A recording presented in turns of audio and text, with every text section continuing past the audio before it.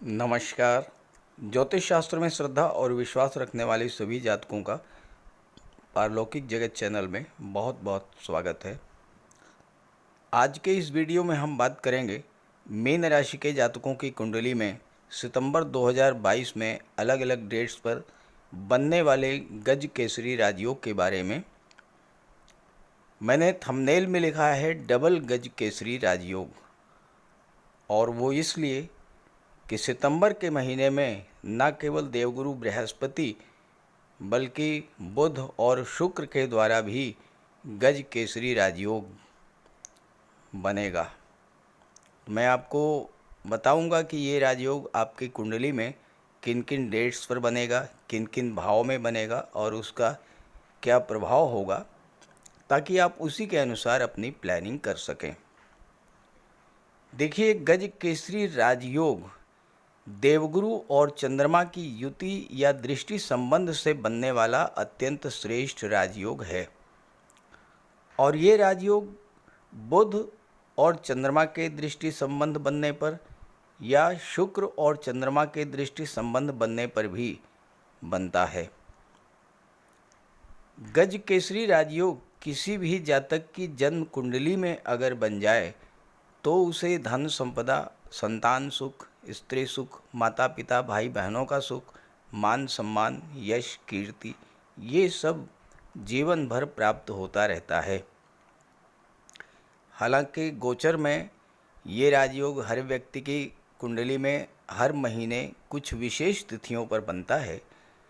चूँकि आपको जानकारी नहीं हो पाती, इसलिए आप इसका लाभ नहीं ले पाते हैं। बहुत से दर्शकों ने ये जानना चाहा है कि इतने अल्प समय के लिए ये राजयोग बन रहा है, मात्र 54 घंटे के लिए, तो इससे क्या होगा।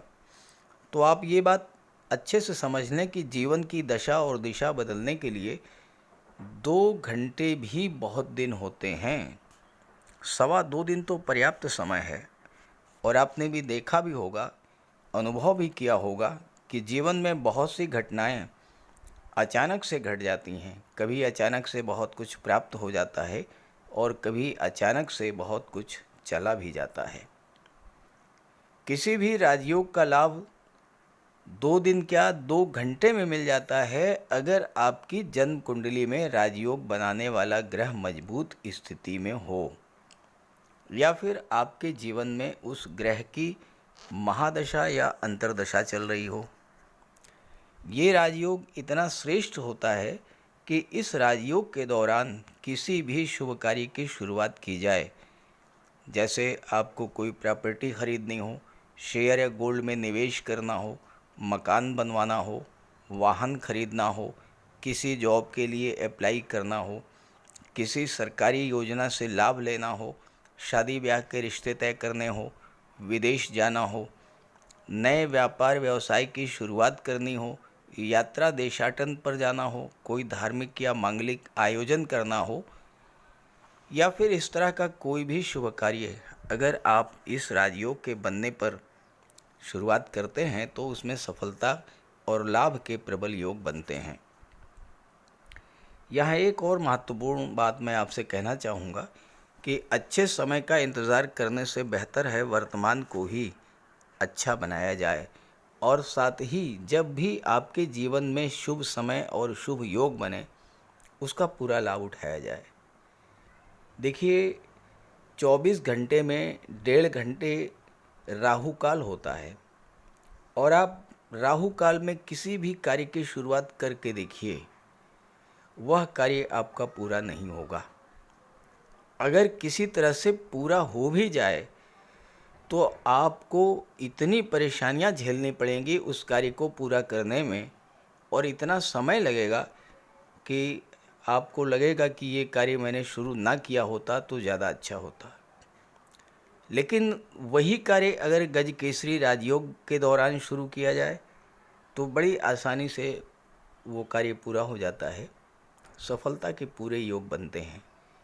इसी उद्देश्य से ये वीडियो अपलोड कर रहा हूँ, ताकि आपको शुभ समय की, शुभ मुहूर्त की जानकारी हो जाए और आप इसका लाभ ले सकें। तो चलिए वीडियो शुरू करते हैं।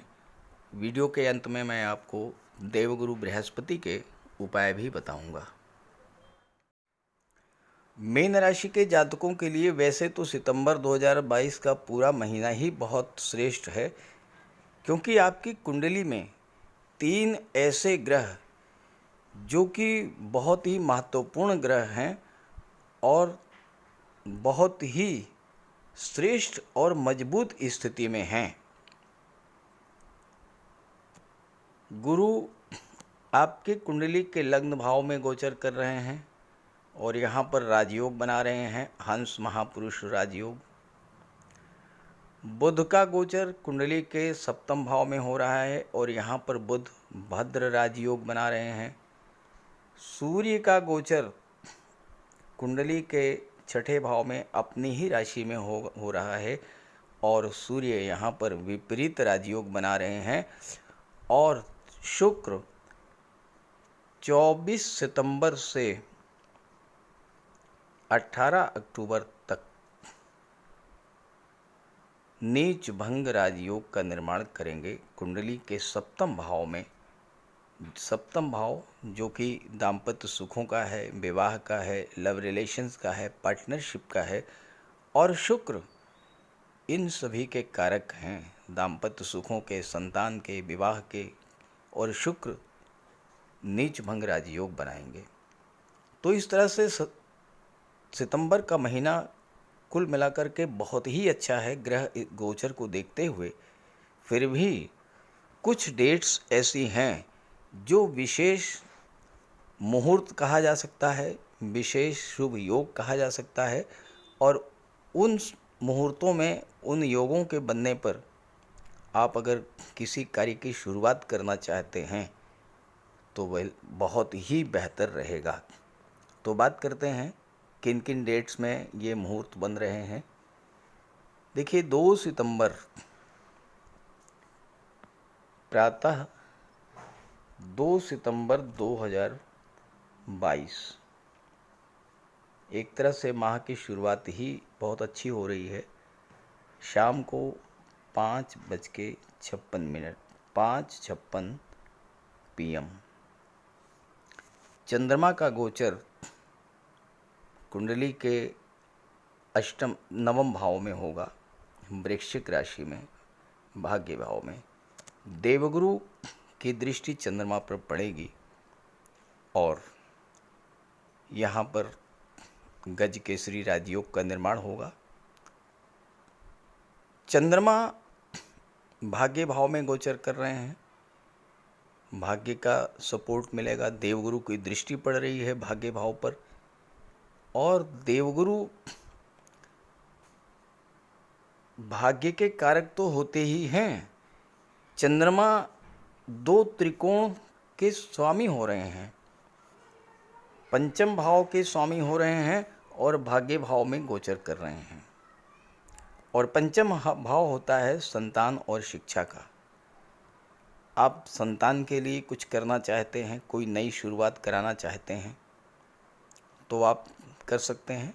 किसी व्यापार व्यवसाय की शुरुआत कराना चाहते हैं, एडमिशन दिलाना चाहते हैं किसी हायर इंस्टीट्यूट में, या विदेश में उच्च शिक्षा के लिए जाना चाहते हैं तो आप 2 सितंबर को प्रयास कर सकते हैं। भाग्य का पूरा सपोर्ट मिलेगा आपको, मन आपका स्थिर रहेगा और जो भी कार्य आप करेंगे उसमें आपको सफलता मिलेगी। इसके बाद 2 सितंबर के बाद जो अगली डेट है वह है 8 सितंबर।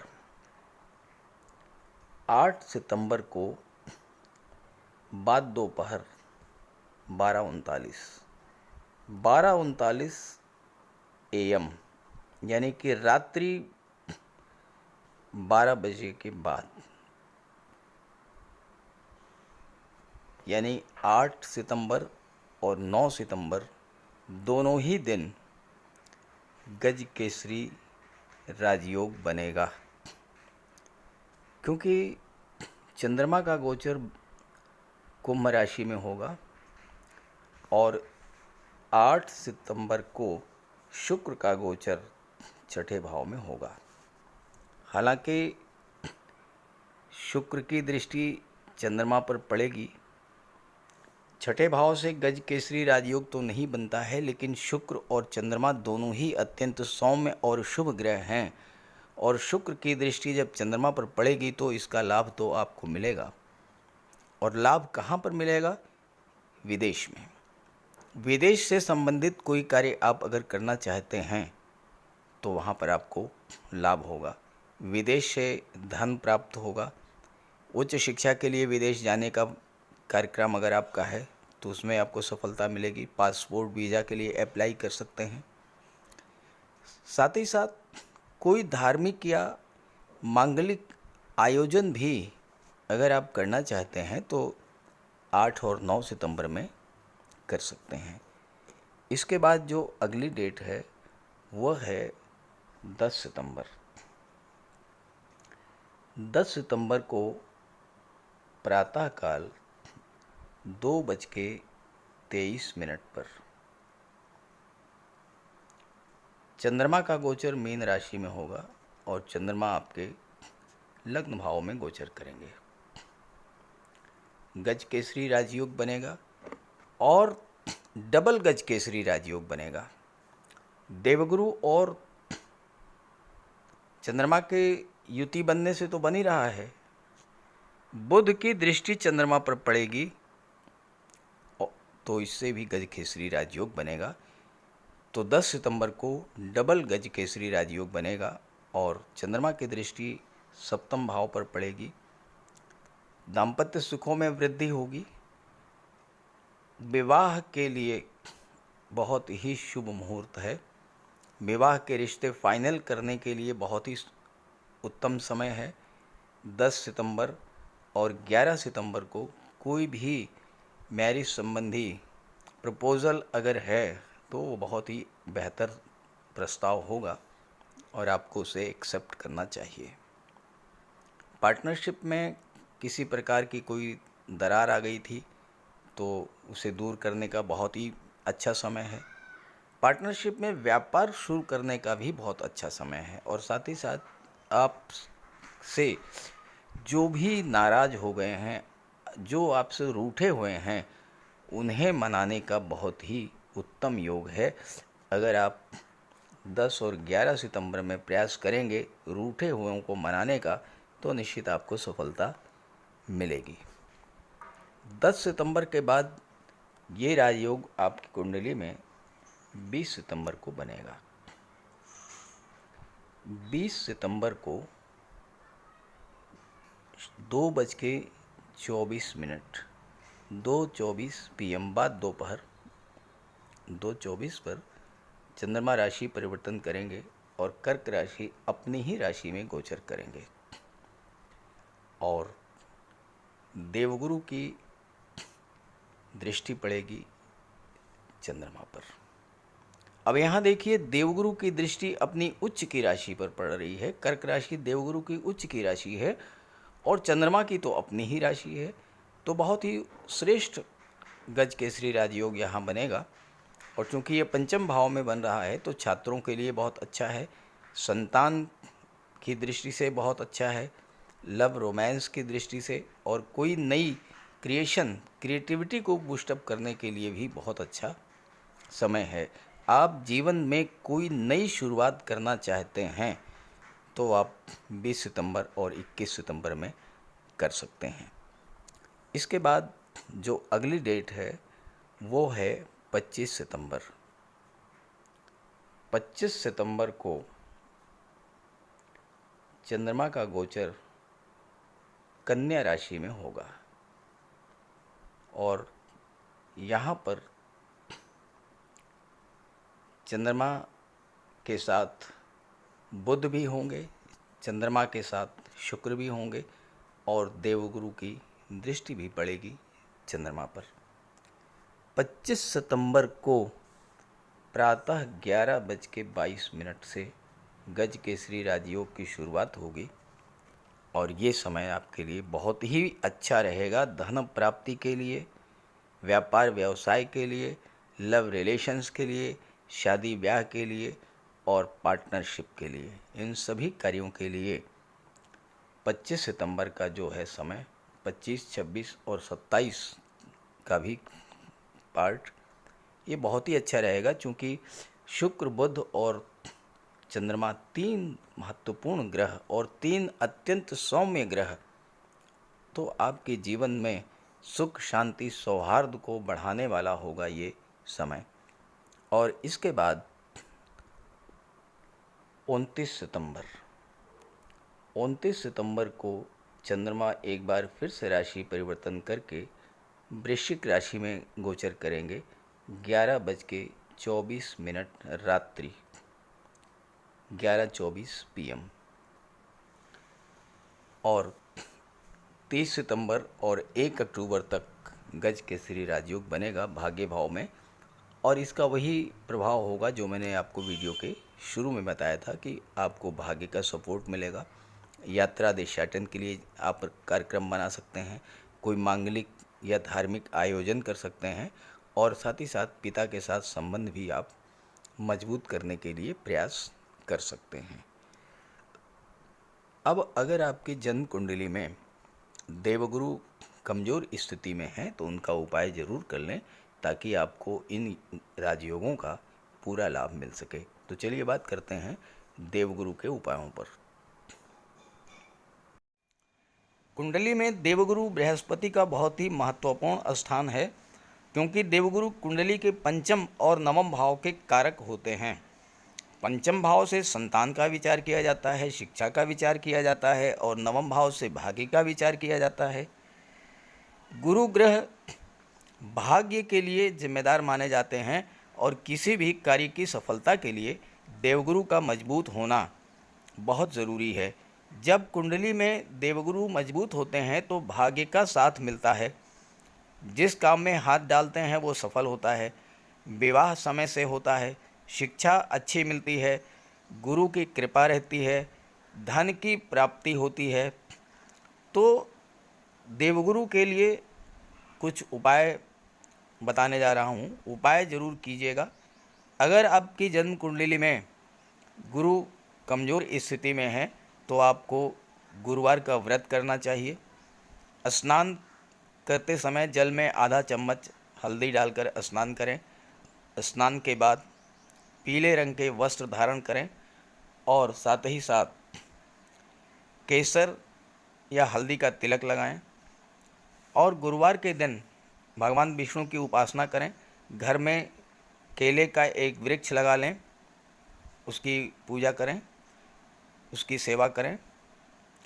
भोजन में चने के बेसन, चीनी और घी से बने लड्डू का सेवन करें, और अपनी क्षमता के अनुसार पीले वस्त्र, हल्दी, शहद, धार्मिक पुस्तकें, इन सब का दान कर सकते हैं। अगर गुरु ग्रह कमज़ोर है तो पुखराज धारण करें, लेकिन इसके लिए किसी योग्य ज्योतिषी की सलाह ले लें।